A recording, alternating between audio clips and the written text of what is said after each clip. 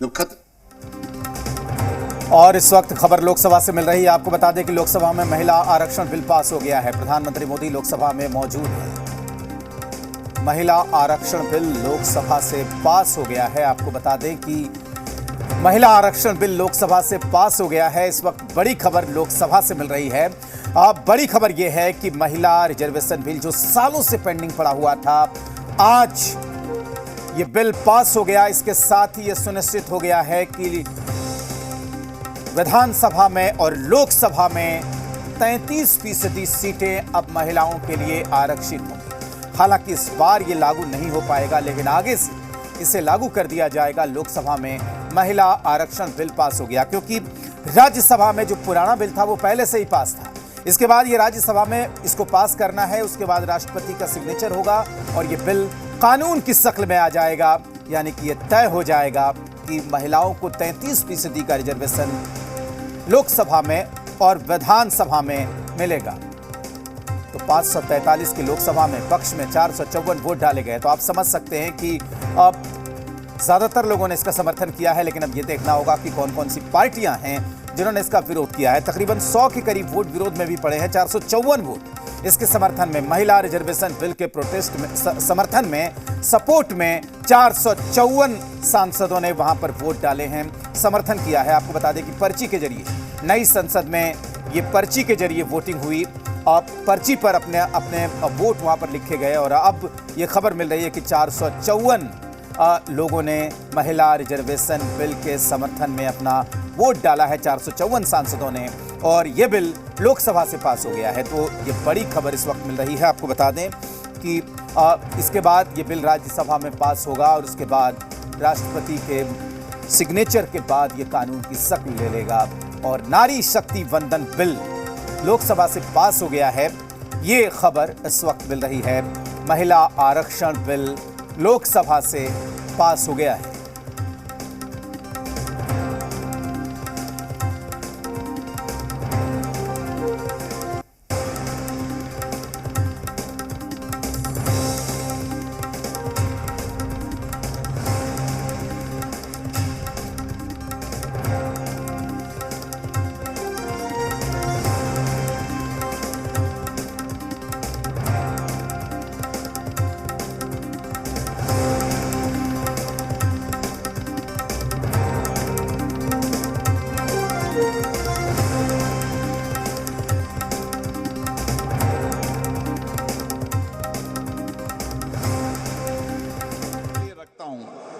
प्रश्न ये कि खंड 2(2) विधेयक का अंग बने।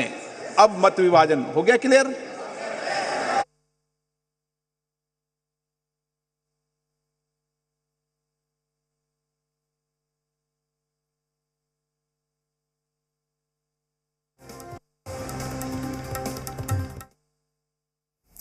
तो तस्वीरें इस वक्त सीधे लोकसभा से, नई संसद में ये ऐतिहासिक बिल पास हो गया है। आपको बता दें कि पहले ही दिन इसको पेश किया गया। नई संसद का पहला दिन इस बिल को पेश किया गया और आज दिन भर चर्चा हुई और बड़े अंतर के साथ, प्रचंड बहुमत के साथ इसे पास कर दिया गया।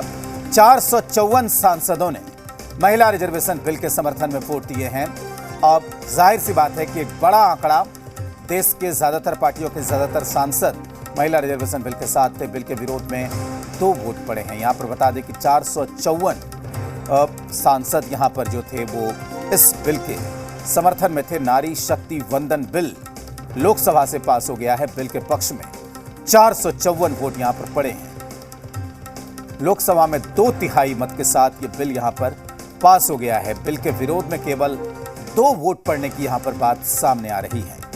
तो जिस तरीके से ये बिल यहाँ पर पास हुआ है लोकसभा में, बड़े अंतर के साथ, बड़े मार्जिन के साथ, 2/3 बहुमत के साथ इस बिल को यहाँ पर पास किया गया है। आपको बता दें कि लोकसभा में नई संसद के पहले दिन ही इसे पेश किया गया लोकसभा में और यहाँ पर एक ऐतिहासिक बिल को मंजूरी दी है लोकसभा ने।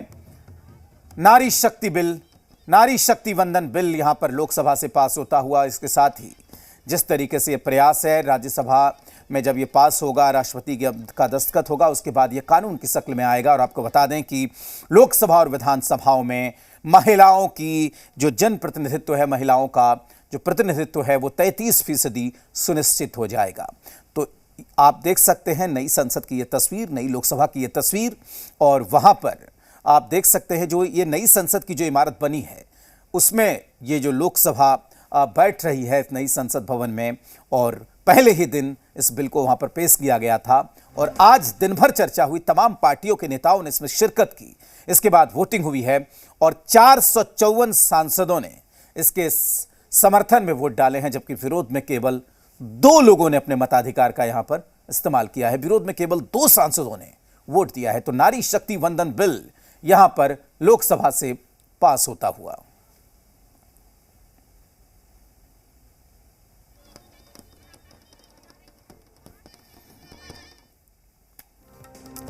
तो बिल के पक्ष में 454 वोट पड़े हैं। आपको बता दें कि महिला आरक्षण बिल के विरोध में केवल 2 वोट पड़े हैं। महिला आरक्षण बिल के विरोध में और समर्थन में 454 वोट यहां पर पड़े हैं। तो लोकसभा में महिला आरक्षण बिल पारित हो गया है, इस वक्त की बड़ी खबर है। और लगातार अलग अलग सरकारों में अलग अलग वक्त पे लाया गया था। राजीव गांधी लेकर आए थे, नरसिम्हा राव लेकर आए थे, और अटल बिहारी वाजपेयी की सरकार में भी कोशिश हुई थी। इसके बाद मनमोहन सिंह की सरकार ने भी इस बिल को लागू करने की कोशिश की।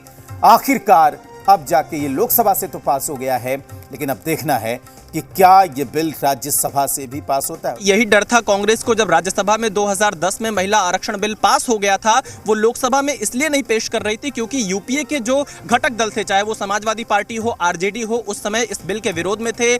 मुलायम सिंह यादव लगातार ये कहते रहते थे उस समय कि इसमें जो ओबीसी का कोटा है वो सुनिश्चित किया जाए। और कहीं ना कहीं कांग्रेस को 2010 में इस बात का डर जरूर रहा होगा कि अगर ये बिल लोकसभा में गिर गया, लोकसभा में उनको समर्थन नहीं मिला, तो जो तत्कालीन कांग्रेस की सरकार थी उस पर भी असर पड़ सकता था, और इसीलिए शायद वो लोकसभा में इस बिल को लाने की हिम्मत नहीं जुटा पाए होंगे। लेकिन आपने बिल्कुल ठीक कहा कि राजनीति में समय के हिसाब से, मौकों के हिसाब से और सिटिंग के हिसाब से जो लोग सदन में दाहिनी तरफ बैठ रहे हैं या बाईं तरफ बैठ रहे हैं, जब वो बदल जाते हैं तो उनके मुद्दे भी अचानक से आपको बदले हुए नजर आते हैं। और आज यही राहुल गांधी ने इसीलिए ओबीसी का मुद्दा यहां पर उठाया। हालांकि उन्हें भी इस बात की पूरी जानकारी होगी कि फिलहाल जो भारत के संविधान का ढांचा है, खासतौर पर आरक्षण को लेकर, लोकसभा के चुनाव में, विधानसभा के चुनाव में, उसमें एससी वर्ग को आरक्षण दिया जा सकता है, एसटी वर्ग को आरक्षण दिया जा सकता है, और जो शेष सीटें बचती हैं उसमें सामान्य वर्ग में ओबीसी के लोग भी चुनाव लड़ते हैं और जो जनरल कास्ट की जातियां हैं वो भी चुनाव लड़ते हैं। तो फिलहाल इसमें और किसी आरक्षण का प्रावधान नहीं है, तो महिला आरक्षण बिल में भी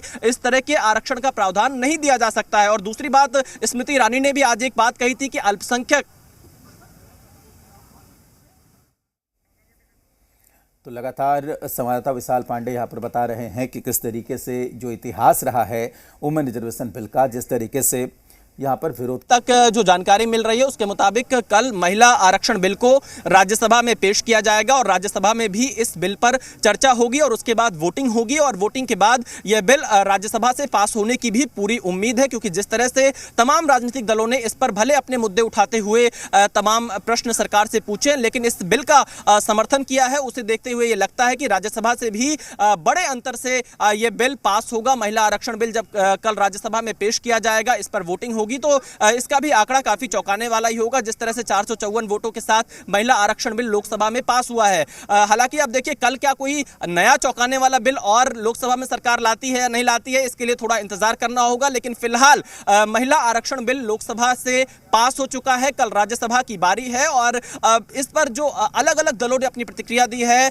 उसमें सभी दलों ने इसका समर्थन किया है। प्रधानमंत्री नरेंद्र मोदी ने इसे नारी वंदन जो अधिनियम इसका नाम दिया है, वो अपने आप में काफी बड़ा संदेश है। और कहीं ना कहीं जब देश की जो संसदीय इतिहास रहा है, लोकतांत्रिक विरासत रही, जब उसको पुरानी संसद से उठाकर नई संसद में शिफ्ट किया गया है, तो उसमें यह इतिहास के पन्नों में लिखा जाएगा कि जो पहला बिल पास हुआ है वो महिला आरक्षण बिल है, यानी देश की आधी आबादी को उनका हक राजनीतिक तौर पर दिलाने के लिए यह कदम राजनीतिक दलों ने उठाया है। भले इसे लागू होने में अभी वक्त लगे, क्योंकि अगर एक बार सदन से यह बिल पास हो जाता है तो इसमें सिर्फ रूल्स की फ्रेमिंग बचती है, जिसे जो भी सत्ता में होगा उसे बेहद आसानी से कर सकता है। क्योंकि इसमें जो प्रावधान किए गए हैं महिला आरक्षण बिल में, वो यही प्रावधान है कि अभी फिलहाल 15 वर्ष तक के लिए यह मान्य होगा। पहले जनगणना होगी, जनगणना की रिपोर्ट के बाद जो परिसीमन आयोग का गठन होगा, परिसीमन आयोग की रिपोर्ट के आधार पर महिला के लिए सीटें देश भर में आरक्षित की जाएंगी राज्य की विधानसभाओं में और लोकसभा के चुनाव के लिए। तो ये अपने आप में आने वाले दिनों में इसकी प्रक्रिया भले लंबी हो, लेकिन जो कानूनी बाधा थी, जो कानूनी दिक्कतें आ रही थी 1996 से लगातार, वो 2023 में केंद्र की मोदी सरकार ने दूर कर दिया है। महिला आरक्षण बिल लोकसभा से मोदी सरकार ने पास करा दिया और अब इसे राज्यसभा में कल पेश करने की बारी है। तो इतिहास के पन्नों में यह जरूर लिखा जाएगा कि 19 सितंबर 2023 गणेश चतुर्थी के दिन देश की संसद ने, देश की लोकसभा ने महिला आरक्षण बिल को पेश किया और 20 सितंबर को इसको पास किया है। और आने वाले दिनों में जब राज्यसभा से यह बिल पास हो जाएगा तो यह कानून का रूप ले लेगा और फिर इस पर रूल्स की फ्रेमिंग होगी। और जिस तरह से जानकारी गृह मंत्री अमित शाह के द्वारा दी गई है,